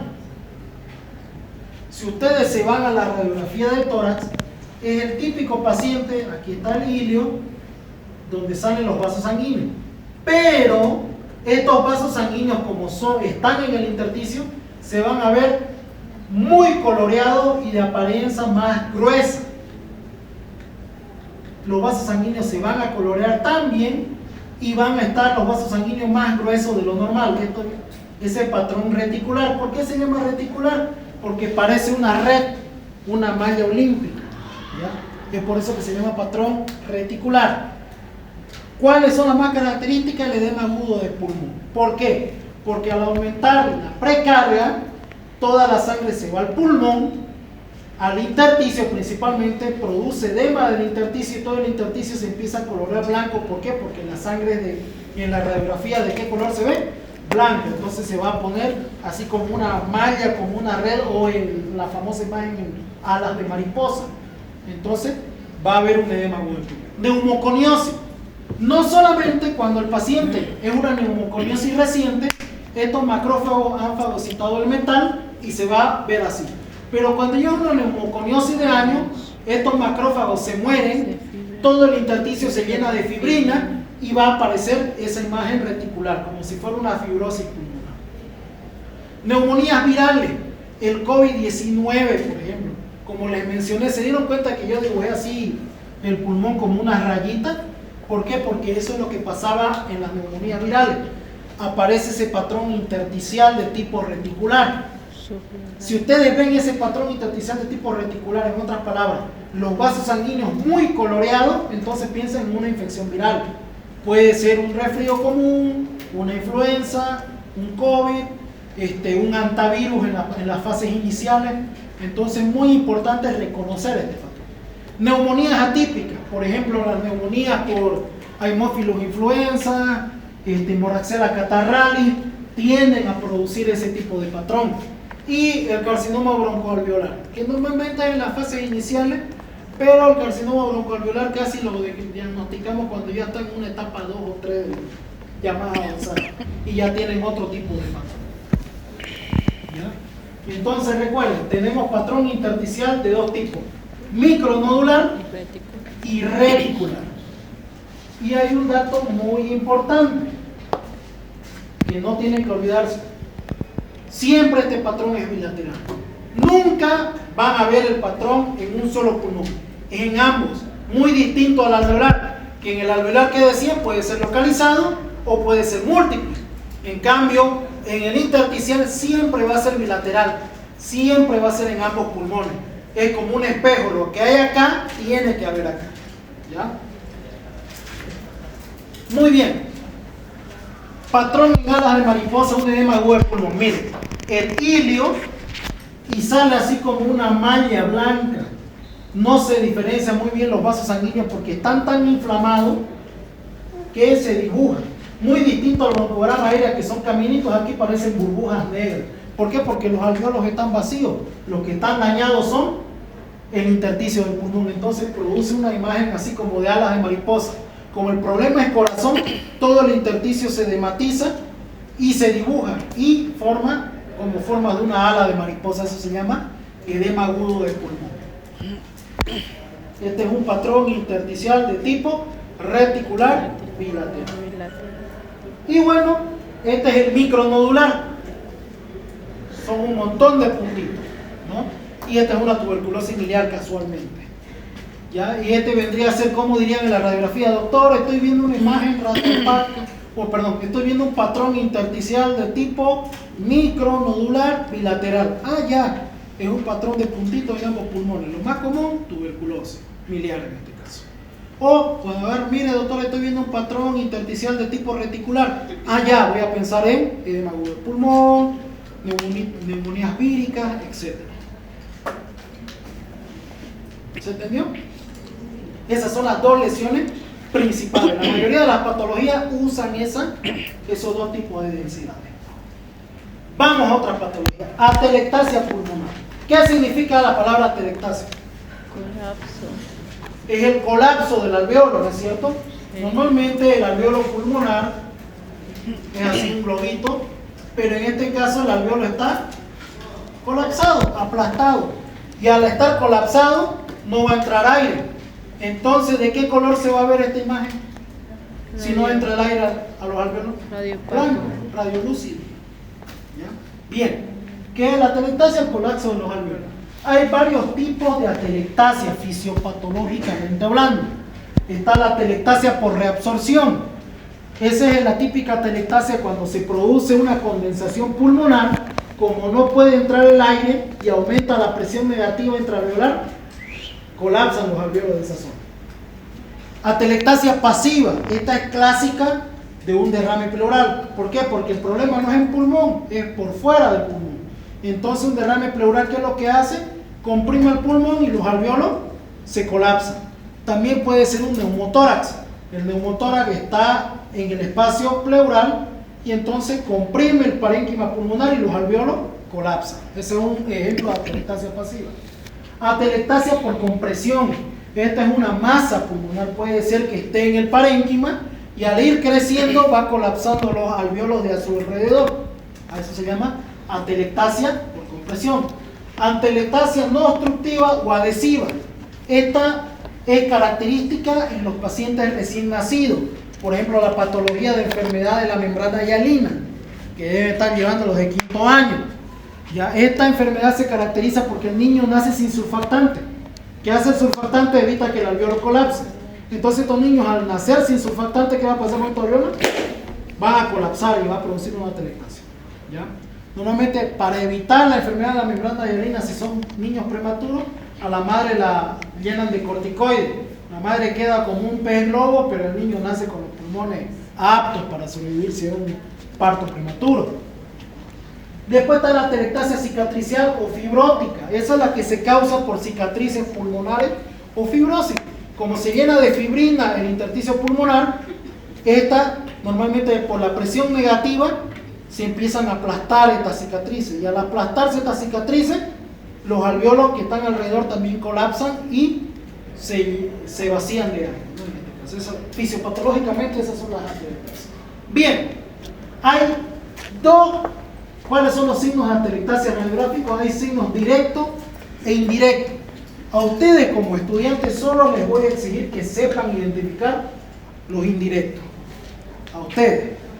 Si alguien quiere estudiar más los directos, bienvenido sea, ¿ya? Pero no se los voy a exigir porque hay que tener mucha práctica para identificar los directos en la radiografía. Pero los indirectos, hasta uno de primer año se lo explico y me va a entender, ¿ya? Entonces, ¿cuáles son los criterios indirectos? Pinzamiento intercostal, las costillas se van a cerrar, en el lado afectado obviamente. Retracción de la tráquea hacia el lado de la lesión. Si yo tengo mi lesión acá, la tráquea se va a ir a ese lado.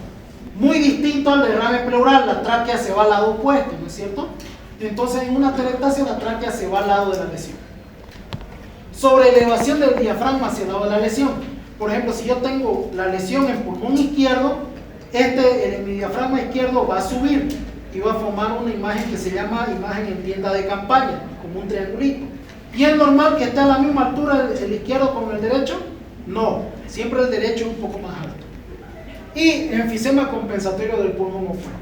Si mi pulmón lesionado es el izquierdo, el derecho se lo va a ver más negro, más inflado. ¿Por qué? Porque está compensando la atelectasia del pulmón izquierdo. ¿Ya? Y bueno, los criterios directos, uno es el desplazamiento cisural. ¿Qué quiere decir? ¿Cuántas cisuras tiene el pulmón derecho? 2, ¿no? La oblicua y la horizontal, ¿cierto? Entonces, estas no se logran ver muy bien a veces en la radiografía, pero cuando hay una atelectasia se dibujan bonito y aparte viene acompañado con una condensación o una pérdida de aireación. La pérdida de aireación es cuando vean ustedes que el pulmón está blanco y no hay broncograma aéreo, ustedes dicen, ah ya, no están entrando aire estos alvéolos. A eso se refiere con pérdida de aireación. Y cuando hablamos de apelatonamiento pulmonar, si ustedes ven una retracción traqueal, una retracción de corazón o una retracción de diafragma, significa que hay un apelotonamiento pulmonar, que el pulmón se está haciendo un chuño y al aumentar la presión negativa retrae todas las estructuras hacia esa lesión. Eso se llama apelotonamiento. ¿Ya? Es un poco difícil, pero si entienden los indirectos, le van a entender a los directos. ¿Ya? Muy bien. Entonces tenemos aquí esta radiografía de un paciente con atelectasia. Entonces, ¿cuál era el primer criterio? Pinzamiento de los pacientes costales. Miren cómo están los arcos costales. Están cerrados, compárenlo con los del otro lado. Entonces, y la lesión es acá claramente porque está blanco el pulmón a comparación del otro. Entonces está pinzado el paciente costal. Primer criterio, indirecto de atelectasia pulmonar. Segundo criterio, retracción de la tráquea. Miren cómo está dibujada la tráquea aquí. Bronquio principal derecho, bronquio principal izquierdo. Está siendo retraída hacia el lado de la lesión. Si esto fuera un derrame, la tráquea tendría que estar al otro lado, ¿no? Entonces ese es el segundo criterio. Tercer criterio, sobreelevación del diafragma hacia el lado de la lesión. ¿Ven el diafragma acá? No. Pero nosotros suponemos que porque esto está colapsado, está siendo jalado hacia arriba. Hay un apelotonamiento pulmonar, que ese vendría a ser el criterio directo. Pero en indirecto aquí hay una sobreelevación del diafragma. Si en caso fuera en el izquierdo, a veces el diafragma produce esta imagen, así, o también produce esta imagen así. Se llama signo de la tienda de campaña, y eso nos indica atelectasia pulmonar en ese lado, ¿no? Y luego, el último criterio, enfisema compensatorio del pulmón opuesto. Este pulmón está más negro que el otro, y si se dan cuenta, los espacios intercostales están abiertos. ¿Por qué? Porque este pulmón que está sano está tratando de compensar la pérdida de aireación del otro pulmón. Ahí está el otro criterio. ¿Ya? Entonces, eso es muy importante. ¿Ya? Esos son los 4 criterios de atelectasia pulmonar: pinzamiento intercostal, retracción de la tráquea hacia el lado de la lesión, sobreelevación del diafragma hacia la lesión y un enfisema compensatorio del pulmón opuesto. También a eso le dicen pulmón vicariante. ¿Ya? ¿Por qué? Porque está compensando al pulmón izquierdo, al pulmón derecho, que en este caso está enfermo. ¿Por qué le dicen vicariante? Hay un término en la parte de la Iglesia Católica que se llama vicario, que es aquel que paga penitencia por alguien. Y entonces ese pulmón vendría a ser un vicario del otro. ¿Por qué? Porque está pagando los pecados del derecho en este caso. ¿Ya? ¿Ya? Eso es algo muy importante. ¿Me dejé entender? Sí. Bien. Nódulo, masa. Nódulo, imagen circunferencial o nodular menor a 3 centímetros. Masa, imagen circunferencial mayor a 3 centímetros. Y si vemos una masa en tórax, tenemos que pensar en las famosas 4T. Un teratoma, un timoma, un tumor de tiroides o el temido linfoma. Esas son las 4T de masa en mediastina. Perdón. Aparte de lo que acabo de mencionar, ¿qué ven de raro en esta radiografía? En la anterior, volviendo a atelectasia.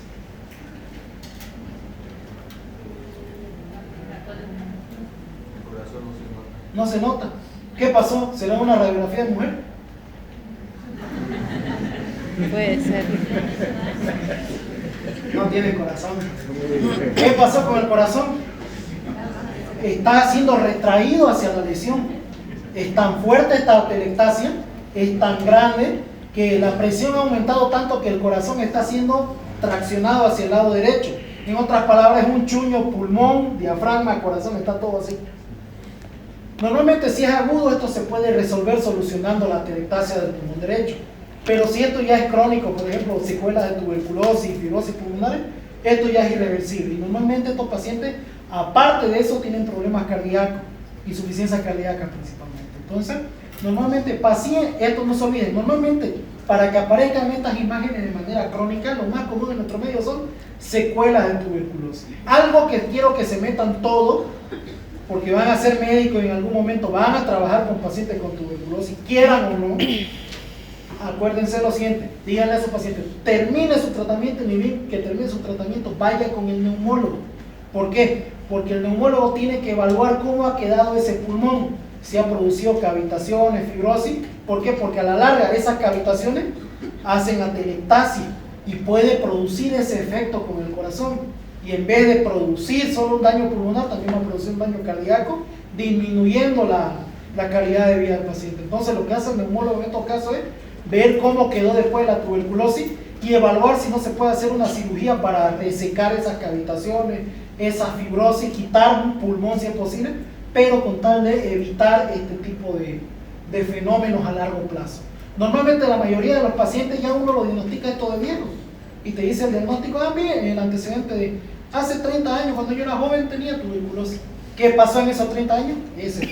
El corazón fue retraído y empiezan a hacer otras complicaciones muy difíciles el manejo de estos pacientes. Hacen neumonías a repetición, insuficiencias cardíacas, arritmia, muy difíciles.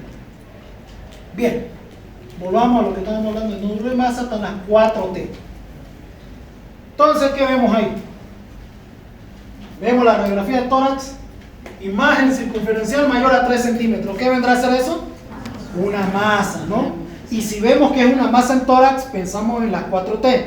Puede ser un teratoma, un timoma, un tumor de tiroides o un linfoma, ¿no? En este caso fue un linfoma, por la localización. Normalmente el timoma y el tiroides se va a ver acá, ¿ya? Y el teratoma puede ser en cualquier lado. Yo una vez vi uno con un teratoma acá, pero el problema de este paciente es que ese teratoma evolucionó en un teratosarcoma, un tumor de células primordiales, y falleció. ¿Por qué? Porque estaba muy avanzado.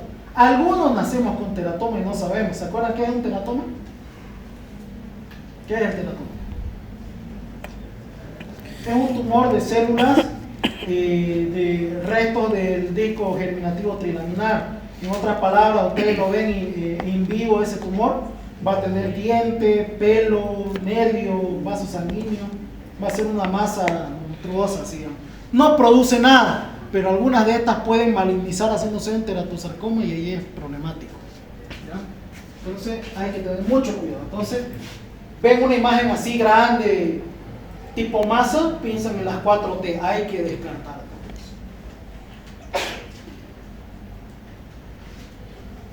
¿Y ahora qué vemos acá?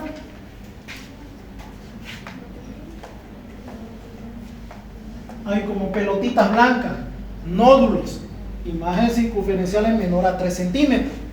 ¿Ya? Estos son metástasis pulmonares.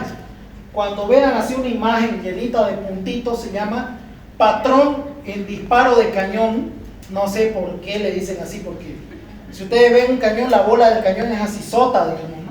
Yo siempre le decía patrón en disparo de escopeta, porque se han visto los Looney Tunes como yo, cuando disparaban la escopeta quedaban los agujeritos, ¿no? Y es como si tuvieran los agujeritos ahí. Pero la literatura le dicen disparo de cañón. Más bonito suena también el patrón en suelta de globo, que como cuando agarran los globos de él y lo largan y se van así subiendo. Entonces como si ven un montón de globitos subiendo ahí. Entonces esta es una metástasis pulmonar. Si ustedes ven estas imágenes, varios nódulos en pulmón, es una metástasis. De entrada es una metástasis. Este caso, por ejemplo, fue una señora ya de unos 80 años. Ahora, si se dan cuenta, hay un broncograma aéreo entre medio acá.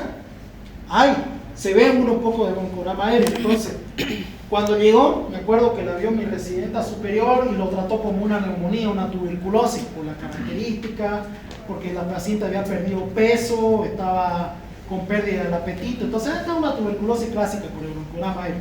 Pero yo le decía, eso me parece nodular, doctora. No, es tuberculosis. Bueno, en la mía era extraña, no quería discutir. Ya. Entonces, esta paciente le iniciamos tratamiento para tuberculosis, no mejoró. Pruebas de tuberculosis negativas. La paciente no mejoraba, más bien estaba empeorando. Y en una de esas, me manda mi jefe, me dice, anda a hacerle examen físico nuevamente a esa paciente, algo tenemos que pillar. ¿Por qué? Porque ya no pillábamos de dónde agarrar. Me puse a palpar si habían ganglios, nódulos, mama, axila, nada.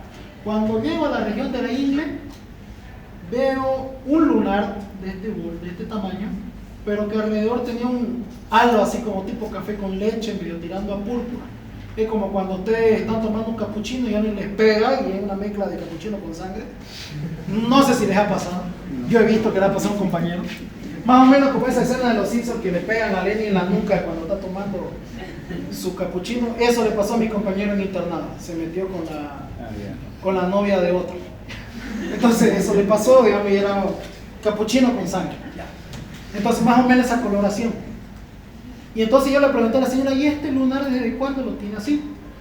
Porque tenía la famosa ABCDE de las lesiones de los lunares de cáncer de piel que te enseñan aquí en dermatología. Y yo agarro y le digo a la señora, ¿qué pasó aquí? Mire, ese lunar yo lo tengo desde niña, pero el año pasado, me dijo, no, empezó a crecerme. Y no lo avisó nadie, no, porque a veces pues estos lunares se van haciendo grandes, era chiquitito cuando yo era niña, y bueno, fui aumentando de edad y también fue creciendo, pero ese color ya empezó a aparecer desde el año pasado y no ha calmado. ¿Y cómo fue? Mira, resulta que yo estaba en mi casa y tengo mis nietitos, estaban pues unos 4 o 5 años, como mi hija pues también es, ella trabaja de azafata, me dijo, de sobrecargo en una aerolínea, me dijo, ¿no? Ella llega cansada de su viaje y yo pues se los cuido a sus niños, mi hija es madre soltera. Entonces, un día llegó de su viaje, estaba cansada, yo le dije, mamita, échate a dormir, y como los niños tenían que ir al colegio, no se iban a ir sin desayunar, me dijo así. Entonces yo agarré me puse mi impermeable, me subí a la bici, estaba lloviendo, y me puse a manejar bici para ir a comprar pan, me dijo, yo vivo en ese barrio de allá, es un barrial y cuesta, pues, y no quería mandar a mis nietos sin desayunar. Me fui a comprar pan y cuando estaba volviendo, Chucky le di con la bici a una piedra, me dijo, y caí, y justo la piedra me dio acá, justo encima del lunar, se me moreteó, me dijo. Pero mire, le hemos puesto trombofol, le hemos puesto todas las pomadas habidas y por haber, y no cambió de color. Fui con el médico general y me dio pomada, y siempre le he dicho eso al general y no me dice nada. O sea, nunca fue con el dermatólogo. Y lo vio general, pero le decía, no, es un lunar que está creciendo. Le hicimos marcadores tumorales positivos, hicimos biopsia celular, un carcinoma vasocelular. Ya muy avanzado, porque ya estaba en metástasis, ¿no? ¿Qué hicimos? Lo derivamos al oncológico y más que seguro la desahuciaron, porque cuando el vasocelular hace esto ya no hay vuelta atrás. Por eso, cualquier cosa a ustedes les tiene que llamar la atención. Imagen en doble halo. ¿A qué me refiero con doble halo? Cuando vemos una imagen circunferencial y pareciera que alrededor tiene como una segunda imagen, así, doble halo, ¿ya? Imagen en doble halo. Imagen circunferencial menor a 5 centímetros va a ser una cavitación. Imagen circunferencial mayor a 5 centímetros, bulla. También le dicen neumatocele, ¿ya? Bulla. Y si cualquiera de las dos, ya sea una cavitación o una bulla, tiene un nivel hidroaéreo, ¿por qué se llama hidroaéreo? Líquido, aire, ya sé este nivel. Líquido, aire, hidroaéreo. Si cualquiera de esas imágenes tiene un nivel hidroaéreo, absceso pulmonar. ¿Ya?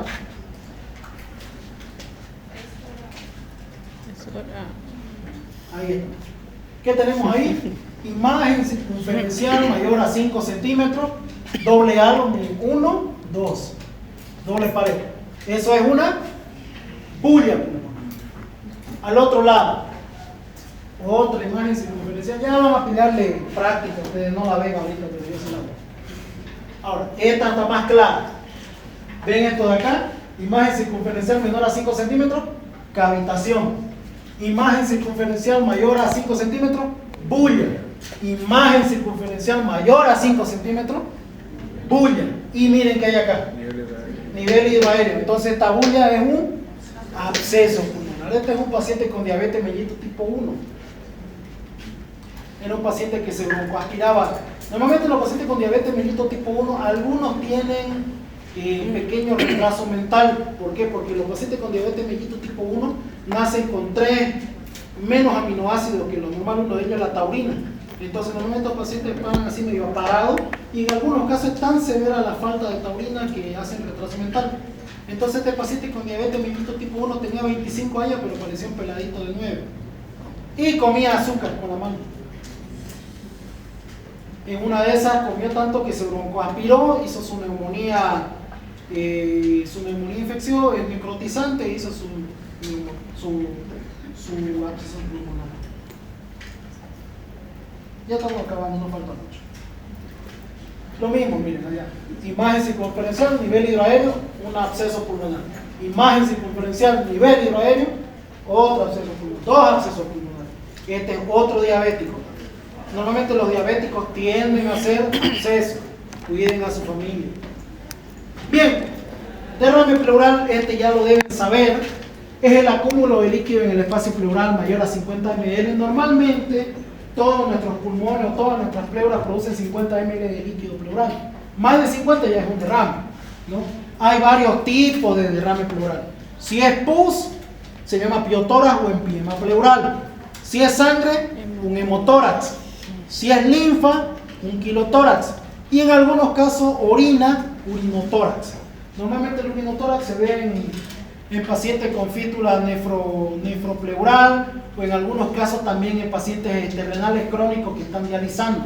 A veces hacen su fístula y pasa para allá. Y sale con un líquido transparente con olor característico a orina, ¿no? ¿Cuáles son los criterios radiográficos? Se lo saben: borramiento del seno costofrénico, curva parabólica de Hamasó, que es una curva cóncava, y desplazamiento del mediastino al lado opuesto, lo contrario de la atelectasia, que la atelectasia es hacia el lado de la lesión, ¿cierto? Si se borra el seno costofrénico, ya vayan pensando que hay 200 ml de líquido en el espacio pleural. Si solo se borra el seno costofrénico, son 200 ml, ¿ya?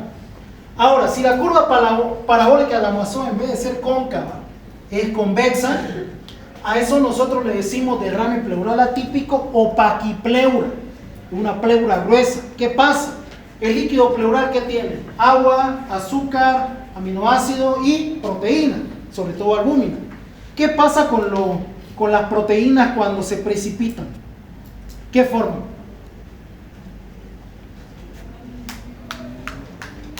Bioquímica, segundo año auxiliar de bioquímica.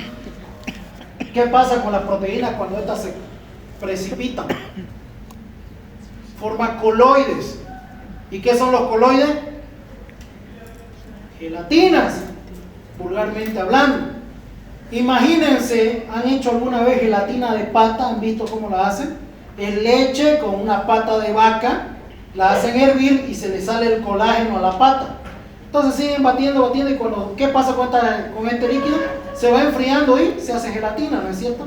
Lo mismo pasa. Imagínense si ustedes tienen un derrame pleural mucho tiempo que no ha resuelto. Como está lleno de proteínas, estas proteínas precipitan y van a formar una curva convexa, una paquipleura. Se engrosa, es como que se llena de gelatina.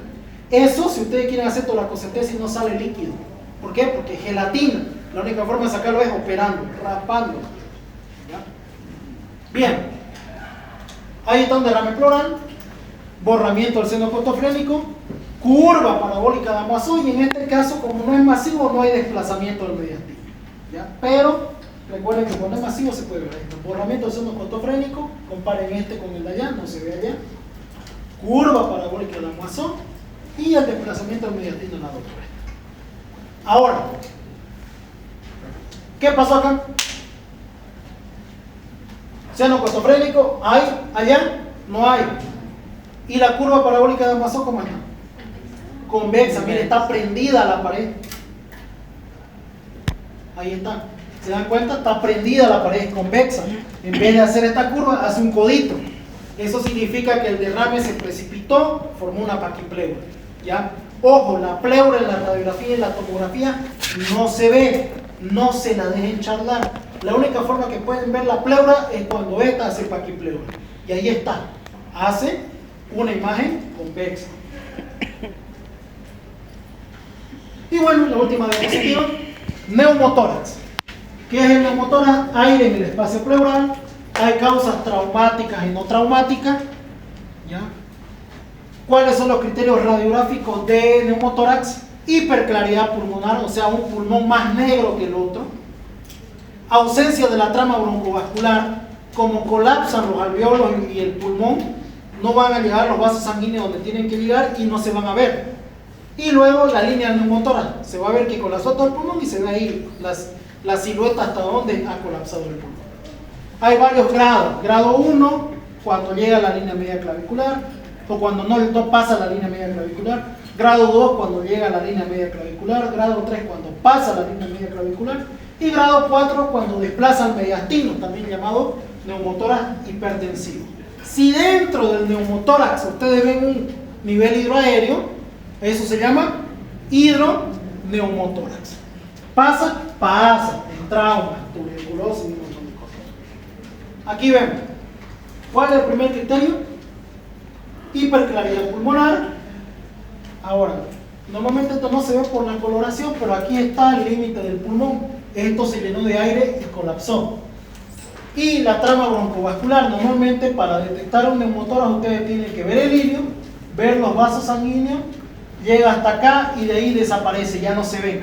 Muy distinto de acá, que ustedes siguen un vaso sanguíneo y llega hasta el final del pulmón.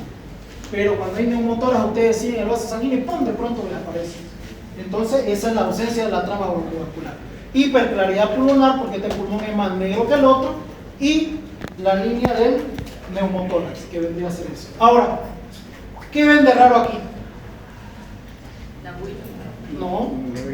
No hay el ángulo costofrénico, y en vez de eso hay un nivel hidroaéreo, y este es un neumotórax. Entonces esto es un hidroneumotórax. Allá lo mismo, hidroneumotórax bilateral.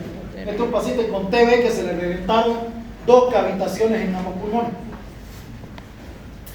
Incluso aquí se ve la cavitación, pero por la proyectora no se ve. Bien, esa es toda la clase de hoy. Acaba introducción a la neumología.